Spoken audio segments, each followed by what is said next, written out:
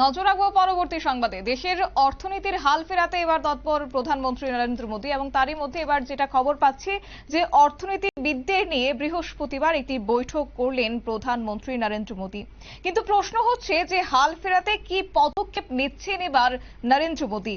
উত্তর পাওয়া যাবে বাজেটেই, কিন্তু এই নিয়ে আজ বিস্তারিত কি রয়েছে জানবো। আমাদের সাথে রয়েছে এক্সিকিউটিভ এডিটর নীল বণিক। নীল, আমরা যেটা খবর পেলাম যে দেশের অর্থনীতির হাল ফেরাতে যেহেতু প্রস্তুত রয়েছেন, তারই মধ্যে এবার বৃহস্পতিবার নাকি বৈঠক করলেন প্রধানমন্ত্রী। সেই বৈঠক থেকে কি উঠে আসছে? দেখো, মূলত এই যে বৈঠক, সেই বৈঠকটা হচ্ছে সংসদের বাজেট অধিবেশনের দিকেই তাকিয়ে। কারণ কংগ্রেসের যে ঘনিষ্ঠ শিল্পপতি রয়েছেন শ্যাম পিত্রোদা, যার নেতৃত্বে মূলত রাহুল গান্ধী চলেন, শ্যাম পিত্রোদা ইতিমধ্যেই রাহুল গান্ধীকে কিন্তু বাজেট নিয়ে অবগত করেছেন এবং বাজেটে কোন কোন বিষয়গুলিকে সরকার পক্ষকে আক্রমণ করতে হবে খুঁটিনাটি সমস্ত তথ্য কিন্তু ইতিমধ্যেই শ্যাম পিত্রোদার নেতৃত্বে একটি কমিটি ইতিমধ্যেই রাহুল গান্ধীকে সেই বিষয়ে একটি রিপোর্ট জমা করেছে। যেহেতু বাজেটের একটা বহু বৈঠক ইতিমধ্যেই হয়েছে, বাজেট নিয়ে ইতিমধ্যেই বহু আলোচনা হয়েছে, তাই বাজেট কি হতে পারে সেই বিষয়ে শ্যাম পিত্রোদার নেতৃত্বাধীন যে কমিটি, তার একটা আন্দাজ রয়েছে।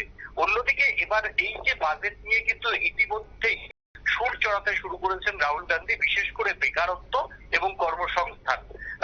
মার্জনা করবেন বেকারত্ব, কর্মসংস্থান ও দেশের দ্রব্যমূল্য বৃদ্ধি।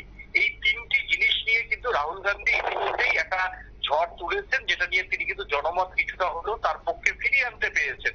সেই জায়গাতে দাঁড়িয়ে মোদী জানেন যে প্রধানমন্ত্রী নরেন্দ্র মোদী এটা কার্যত তার নিষ্কাশে চ্যালেঞ্জ।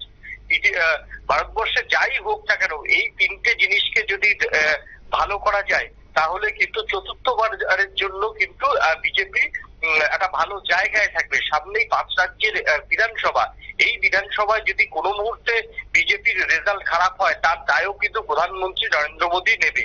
তাই প্রধানমন্ত্রী নরেন্দ্র মোদী আজকে অর্থনীতিবিদ এবং তার যে পরামর্শদাতারা রয়েছেন অর্থনীতিবিদরা, এবং যে সমস্ত তার আরো পরামর্শ রয়েছেন যারা শিল্প ক্ষেত্র থেকে আরম্ভ করে বাণিজ্য ক্ষেত্র থেকে আরম্ভ করে এই যে পরামর্শদাতা, তাদের নিয়ে একটি বৈঠক করলেন। বৈঠক মূলত দুটো জিনিসের। এক হচ্ছে দেশের যে সমস্ত রাষ্ট্রায়ত্ত শিল্পগুলি আছে এবং যেখানে যেখানে কর্মসংস্থান হওয়া প্রয়োজন, সেই সমস্ত জায়গায় কত দ্রুত কর্মসংস্থান করা যায় এক সরকারি ক্ষেত্রে। কারণ প্রধানমন্ত্রী জানেন এবার সরকারি ক্ষেত্রে যদি কর্মসংস্থান না করতে পারে তাহলে কিন্তু তার সরকার খুব বেশি দিন জনমানুষের খুব একটা ভাবমূর্তি তার সরকারের খুব একটা ভালো থাকবে না। এটা প্রধানমন্ত্রী এবার প্রথমেই বুঝতে পেরেছেন। তাই রেল, পোস্ট অফিস, ব্যাংক যেহেতু আবার পুরোটাই সরকারের আন্ডারে নেই, অন্যদিকে রাষ্ট্রায়ত্ত কোম্পানি এবং অবশ্যই সেনাবাহিনীর একটা বড় অংশ, এই জায়গাগুলিতে কিভাবে দ্রুত কর্মসংস্থান করা যায়। দ্বিতীয় হচ্ছে মুদ্রাস্ফীতি কিভাবে কমানো যায় এবং দেশের অর্থনীতিকে কিভাবে বিশ্বের দরবারের সঙ্গে সামঞ্জস্য রেখে সচল রাখা যায়। এই সবকটি জিনিস নিয়ে আজকে অর্থনীতিবিদদের সঙ্গে তিনি বৈঠক করেছেন, পরামর্শ নিয়েছেন এবং প্রধানমন্ত্রী নরেন্দ্র মোদী হয়তো বাজেটের আগে আরো একটা কেন্দ্রীয় মন্ত্রিসভার সঙ্গে বৈঠক করবেন এবং সেই বৈঠকেই প্রধানমন্ত্রী মোটামুটি ঠিক করবেন যে বাজেটের রূপরেখা।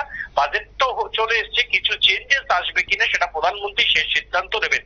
অন্যদিকে ভারত 2030-এর জন্য জিডিপির জন্য ছুটছে, সেটাও যদি ছুটতে হয় তাহলে প্রধানমন্ত্রীকে এখন থেকে একটা লং পরিকল্পনা নিতে হবে এবং গ্রামের মানুষের হাতে, যেই জায়গার মানুষের হাতে কাজ নেই, যেখানে ক্রয় ক্ষমতা তলানিতে, সেই ভারতকে কিন্তু আরো বেশি উন্নতি করতে হবে। এবং এই ভারত কিভাবে উন্নতি হয় তার জন্যই কিন্তু অর্থনীতিবিদদের সঙ্গে আজকে প্রধানমন্ত্রী পরামর্শ দিলেন। এবং প্রধানমন্ত্রী এই সাবসিডি, ঘোর বিরোধী সাবসিডির, সেই সাবসিডিও কিন্তু এবার প্রধানমন্ত্রীকে দিতে হবে। সেটা রেশন ব্যবস্থাতেই দিক, সেটা এডুকেশনেই দিক, সেটা হেলথে দিক, যাই দিক না কেন প্রধানমন্ত্রীকে সাবসিডি দিতে হবে।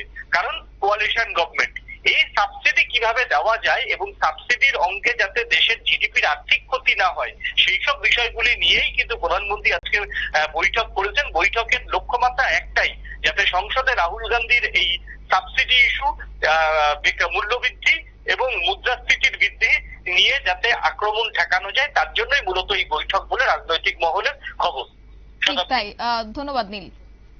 একেবারে আমাদের এক্সিকিউটিভ এডিটর নীলবণিক বিস্তারিত বিষয় তুলে ধরেছেন। তবে যেটা খবর পাচ্ছিলাম যে অর্থনীতিবিদদের নিয়ে বৃহস্পতিবার বৈঠক করলেন প্রধানমন্ত্রী নরেন্দ্র মোদী। এক প্রকার বলা যায় বাজেট সংক্রান্ত বিভিন্ন বিষয় নিয়ে কথা বলেছেন।